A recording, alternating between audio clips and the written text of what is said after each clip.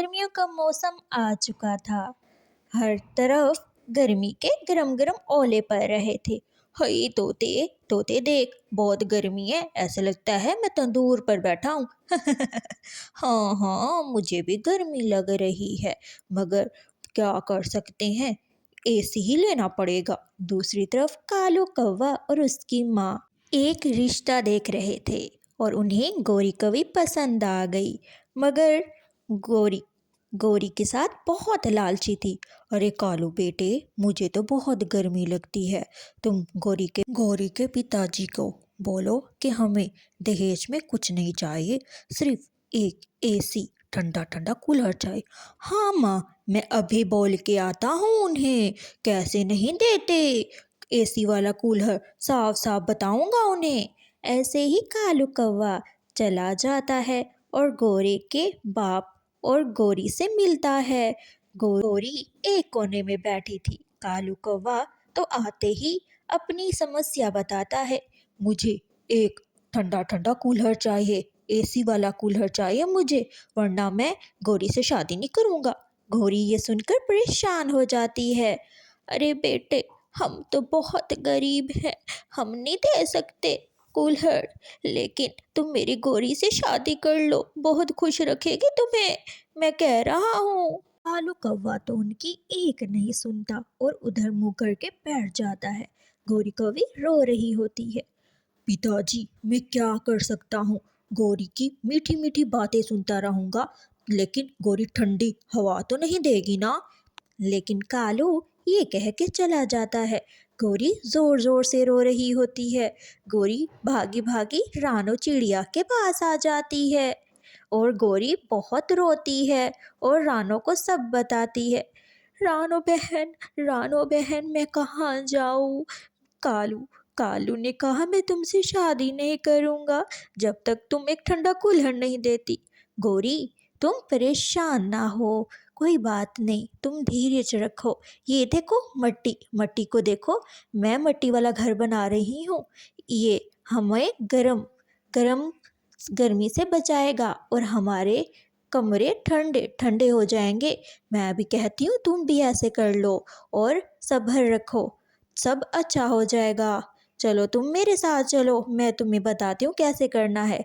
कालू कौवा गौरी को ठुकरा कर वो एक अमीर अमीर शहजादी जिसका नाम कोयला था, कोयला से मिलने जाता है।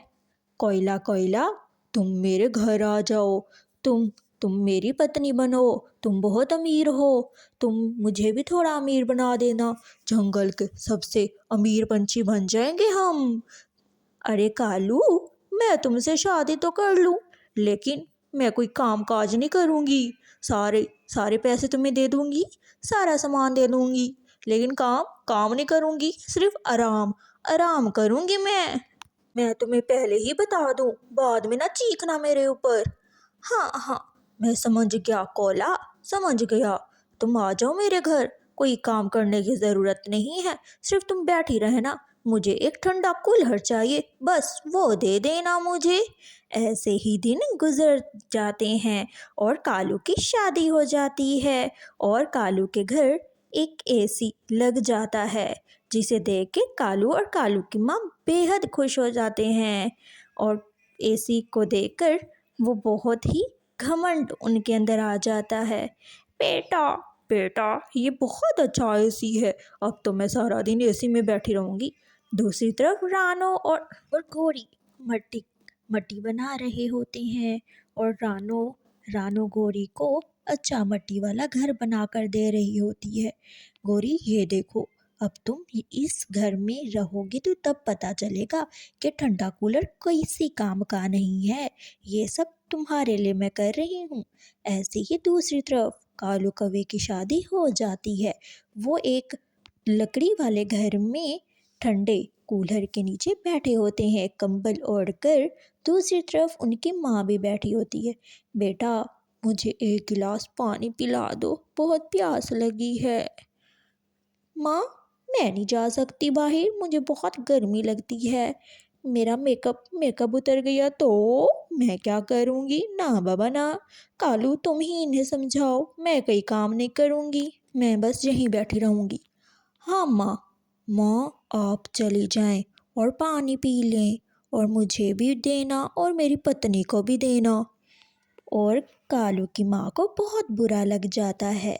बाहर एसी की तार जल जाती है और सारा घर को आग लग जाती है। ऐसे ही सोट का धर्म होता है और सारे घर में आग तेजी से फैल जाती है। सारे बैठे होते हैं लेकिन कोयला डर के मारे छलांगे मारने लग जाती है।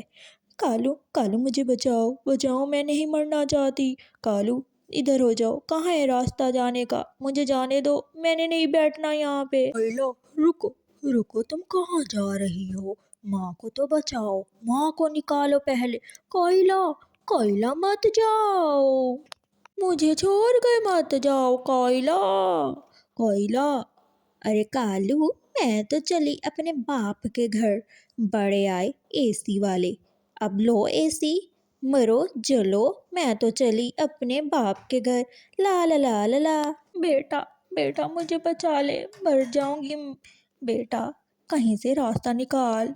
ऐसे ही कालू कौवा और उसकी माँ दोनों उड़ते उड़ते दूर एक पंछी के घर जा पहुंचते हैं और वो घर गौरी कवि का घर होता है। वो बाहर दस्तक देते हैं। प्यारे बच्चों, कालू कौवे को किए की सज़ा मिल जाती है। आपको हमारी कहानी कैसी लगी? अच्छी लगी है तो वीडियो को लाइक, अपने दोस्तों के साथ शेयर और हमारे चैनल को सब्सक्राइब करना मत